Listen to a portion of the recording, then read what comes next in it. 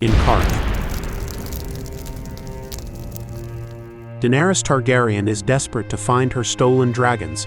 Jorah Mormont returns, and she orders him to find them. Xaro Xhoan Daxos claims to be distressed at breaking his promise to protect her, fearing that his word will be publicly seen as worthless. Jorah questions Quaithe of Asshai. Quaithe knows that Jorah once betrayed Daenerys by spying on her. Quaithe warns Jorah that the man who stole the dragons is already with Daenerys. Jorah finds Daenerys in the company of Kovarro, pleading with the Council of the 13 to find her dragons. The warlock Pyat Pree confesses to stealing the dragons and declares Xaro the king of Qarth. Doubles of the warlock then magically appear behind the other members of the 13 and slit their throats, leaving only Pyat Pree and Xaro. Xaro secretly entered into an alliance with Pyat Pree to become king. Pyat Pree urges Daenerys to find her dragons at the House of the Undying as the three flee. At Winterfell, now held by the Ironborn, Theon Greyjoy awakens to find that Osha is gone and she has escaped with Hodor, Bran Stark, Rickon Stark, and their direwolves. Theon berates Black Lauren for allowing them to escape.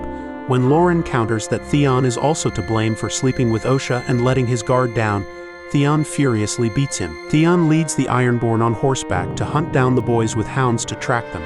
The search leads them to a shepherd's farm, but the farmer says that he hasn't seen anyone. Dagmar finds some walnut shells, so they know that Bran and Rickon were there, but the hounds can't get the scent. Theon tells them the hunt is over, and to return Maester Luwin to Winterfell. He knows where they are, and his mercy has been exhausted. Theon returns to Winterfell. He announces that he is going to show them what happens to those who are not loyal to him. He hoists 2 bodies of small children, burned black and beyond recognition, to either side of the main gate. Seeing them, Maester Luwin cries out in grief and anguish, believing Bran and Rickon have been killed. At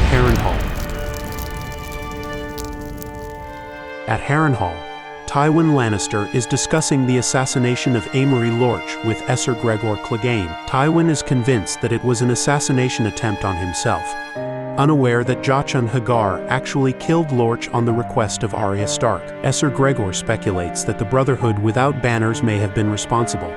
Enraged, Tywin orders Gregor to burn out villages and farms in reprisal for this assassination attempt. Tywin later suspects that Arya is highborn because she doesn't pronounce "my-lord" the way commoners do and says "my lord" instead, possessing an educated vocabulary. Arya makes the excuse that her mother, whom she said was a handmaiden for years to royalty, had taught her to speak properly like them. In King's Landing, Sansa Stark comes to thank Sandor the Hound Clegane for saving her life during the recent riot in the city, and says that he was very brave. Sandor simply says that a dog doesn't need courage to fight off rats. Sansa is perturbed by his hateful speech, but Sandor cautions that a day will come when his penchant for violence is all that stands between her and her beloved King Joffrey. Sansa awakens in her bed from a nightmare, only to find the sheets covered in blood because she has had her first period. As she will be expected to marry and conceive a son with Joffrey when she begins menstruating, Sansa panics and frantically tries to get rid of the bloody sheets to remove the evidence. Shae tries to help Sansa hide the sheets, but Sandor finds them. Terrified of being brought to Joffrey, Sansa is instead brought before Queen Regent Cersei Lannister, who in her own way tries to comfort her. Cersei reveals that King Robert Baratheon had abandoned her to hunt as she birthed each of her children, but that her brother Jaime Lannister insisted on being by her side the whole time, noting that Sansa should never expect such devotion from Joffrey. Cersei says that while Sansa will never love Joffrey, she will love their children, and advises Sansa to love no one but her children, whom a mother can't help but love. Because the more people you love, the weaker you are. When Sansa asks if she should not love Joffrey, Cersei only answers, "You can try, little dove." Privately, Cersei meets with Tyrion and expresses regret at having children with her own brother Jaime. She wonders if Joffrey's violent personality is the price of her and Jaime's sins. Tyrion earnestly points out that her other 2 children, Myrcella and Tommen, are good and decent children. Cersei and Tyrion share an odd moment of sympathy. In the Westerlands, at King Robb Stark's army camp in the Westerlands, close to an unidentified keep, Alden Lannister returns as an envoy, giving Queen Cersei's response to Robb's peace terms. Robb is unsurprised that she rejected them, and imprisons Alton with his cousin Jaime Lannister. The nurse Talisa Myger discusses medical supplies she needs with Robb. Robb suggests she accompany him to the crag to acquire the supplies she needs. That night, Jaime kills Alton to lure the guard Torrhen Karstark into his cell.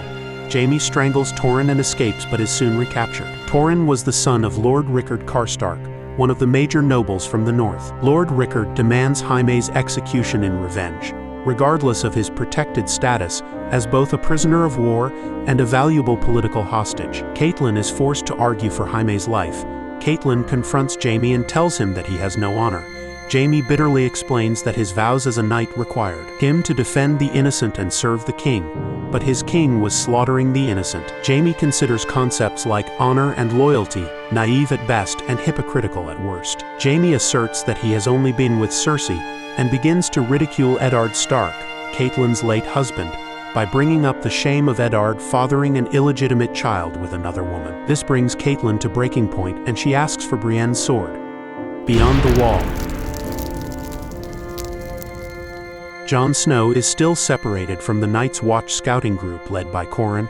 He attempts to locate them, traveling with his wildling prisoner Ygritte. She and Jon argue about freedom, his oaths, and who is invading whose lands. Jon tells Ygritte his father was Ned Stark, and as Northman, he has the blood of the first men just like she does, to which Ygritte asks Jon why the Watch fights the wildlings. She states that the animosity of the Southerners toward the wildlings is arbitrary, given that the wildlings are only distinguished from them by living north of the wall when it was constructed. She mocks Jon's sexual inexperience, surmising that he is a virgin.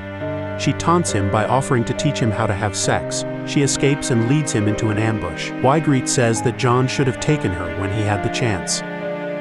Daenerys Targaryen.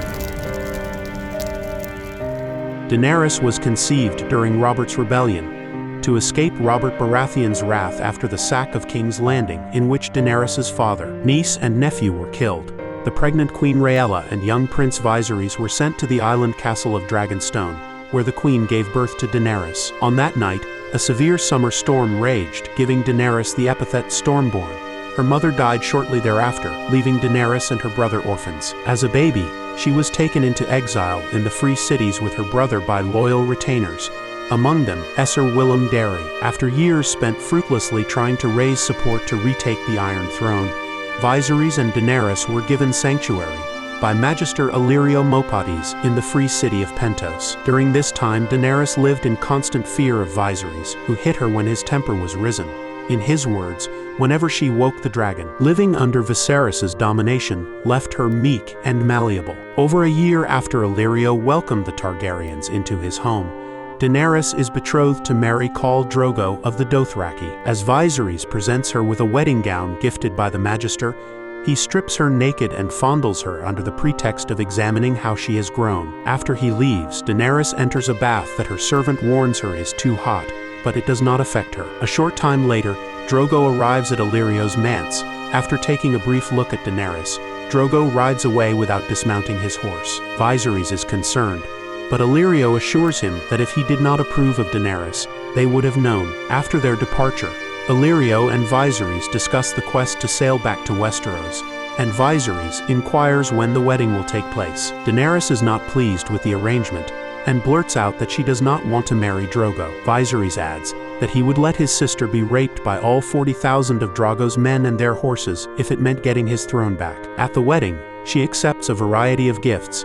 From Illyrio, she receives 3 dragon eggs from the Shadowlands beyond Asshai. The Magister tells her that they have been turned to stone by the passage of time. Esser Jorah Mormont, a knight of Westeros, brings books about the 7 kingdoms and offers Viserys his service. She is given a white mare by Drogo. Daenerys says the mare is beautiful and wants to thank Drogo, asking Jorah what the Dothraki word for thank you is. Jorah tells her that there is no such word in their language. On their wedding night, Drogo forcefully takes the tearful Daenerys' virginity.